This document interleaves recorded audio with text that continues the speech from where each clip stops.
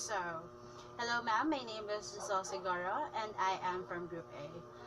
My topic would be under the meta language in Module 3 of Unit Learning A, the behavioral finance and the hindsight bias. So now let's discuss behavioral finance and its importance. So behavioral finance, it considers how various psychological traits affect how individuals or groups act as investors, financial analysts, and portfolio managers.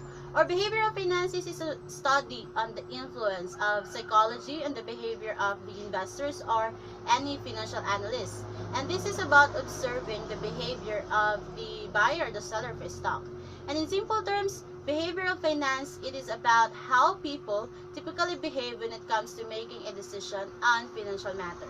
And its importance is to understand as to why people make a precise financial decision and how this decision affect the whole market. And it could also be a help or a tool. It could also help to avoid emotional driven speculation that could lead to financial losses on the investor's point of view. And thus, behavioral finance could be also a tool in the wealth management strategy. So now let's just go to the hindsight bias.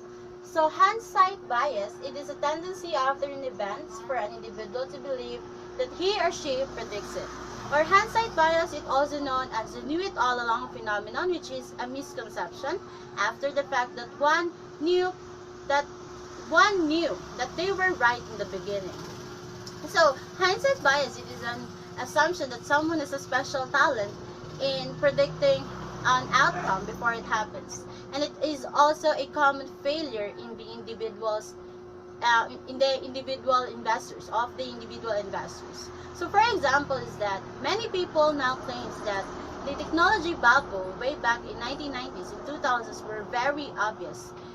So this is a clear example of a hindsight bias, since if the formation of the bubble had been really obvious at that time, it wouldn't have escalated and eventually burst. So for investors and other participants of the financial world, hindsight bias is a cause of one of the most potentially dangerous mindset an investors can have, which could lead to overconfidence. Overconfidence, in this case, it refers to the investors' unfounded belief that they are superior in stock picking ability, or they have a superior stock picking abilities. And I guess that would be all about my report, ma'am, and I hope you had a good day. Thank you so much.